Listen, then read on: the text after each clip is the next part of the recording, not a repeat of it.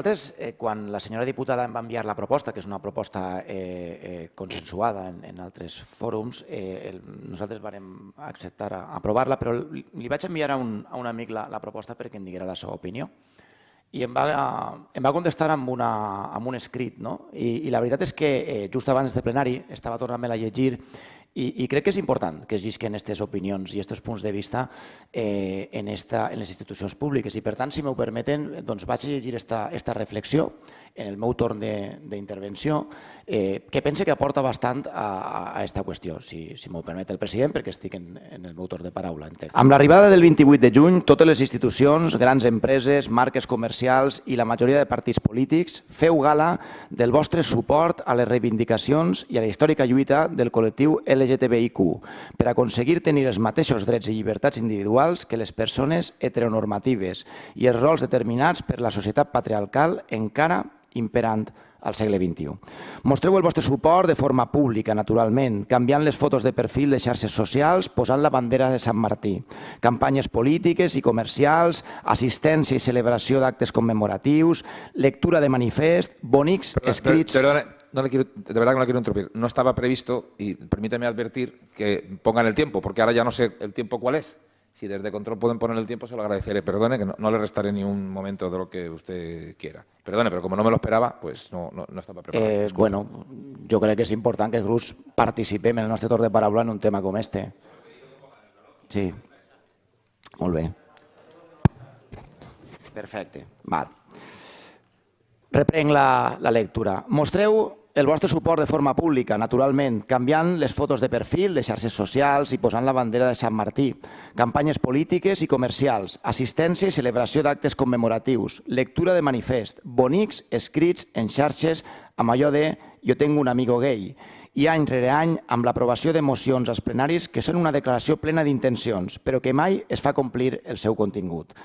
La gran part de persones del col·lectiu rebem amb gust aquesta mostra pública de suport a la causa, però n'estic segur que amb major gust ho reben aquells que impulsen les accions, perquè dintre del seu pensament, canviar la seva foto de perfil és fer-ho tot per a unes persones que cada dia s'enfronten a una societat que, lluny de normalitzar la diversitat, augmenta la seva pressió contra qui no adapta els rols heteronormatius.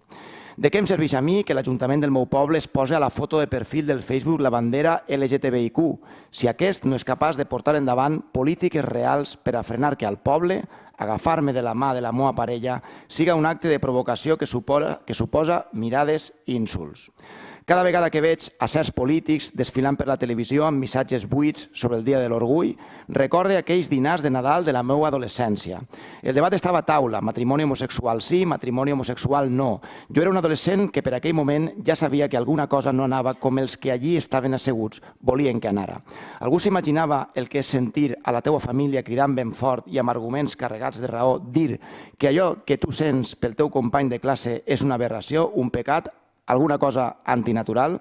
És dur, però no els culpe, ja que d'ençà que es va aprovar aquella llei del matrimoni homosexual, a pesar i en contra de la dreta espanyola, les declaracions públiques que han incitat a l'odi entre la societat corrent són múltiples. Com no anava el meu iaio a criminalitzar el seu net mentre el president al qual va votar en el seu temps, José María Aznar, deia en el telediari «La unión entre homosexuales no puede ser llamada matrimonio porque esto ofende a la población». O la frase d'Ana Botella, de Pérez, Pomes, o aquell «Los gays son unos tarados» del alcalde de Badalona, o aquell «Que no lo llamen matrimonio, pero me preocupa más la adopción entre homosexuales» de Mariano Rajoy.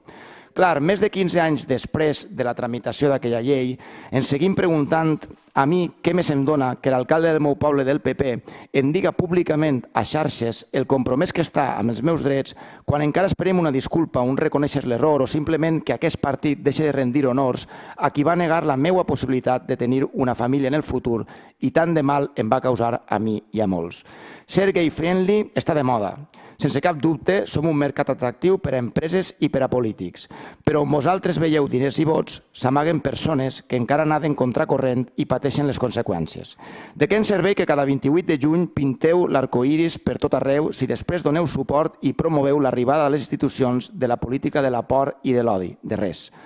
Feu que aquest 2022 siga diferent i deixeu d'aprovar declaracions boniques per impulsar polítiques reals per a millorar la vida. No ens servirà de res cap declaració si tot seguit es pacta amb el partit que afirma que ser homosexual és una malaltia que es pot curar amb una teràpia danyina i que tants mals ha causat. No valdrà la campanya del 28 si després no sou capaços d'activar protocols contra l'assetjament escolar als centres i llocs de treball, perquè volem la bandera al balcó, si no castiguem la política del senyor del bar que m'insulta per besar a la meva parella. Per a res no volem ser una... Senyor Morant, no em deixa llegir este text. Alejandro. Senyor Morant, no em deixa llegir este text. Sígase. És una falta de respecte el que està fent vostè, senyor Morant. Senyor Fullana, le digo por segunda vez lo del tiempo. No valdrà la campanya del 28 si després no sou capaços d'activar protocols contra l'assetjament escolar als centres i llocs de treball, perquè volem la bandera al balcó, si no castiguem la política del senyor del bar que m'insulta per besar a la meva parella. Per a res, no volem ser una moneda de canvi polític, volem molta visibilitat, normalització i trencar amb tots els armaris que encara ens queden. I per fer-ho necessitem lleis com la trans, rebutjada novament per molts partits. Necessitem que deixeu de donar veu a qui diu que els homosexuals són un lobby i ens vincula amb la pederàstia i molt menys els situeu a governar. Si volem que l'orgull servisca per alguna cosa, comencem a fer polítiques de veritat per evitar que a cap adolescent li furten la seva adolescència. 2 minuts. Que cap persona trans ens torne, jo crec que pot gastar 20 segons de la seva vida a deixar-me acabar.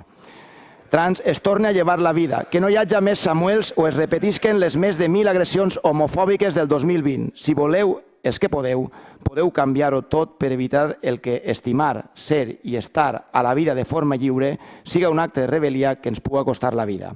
Està tot per fer i no farem passos enrere, perquè tornar a l'armari ja no és una opció.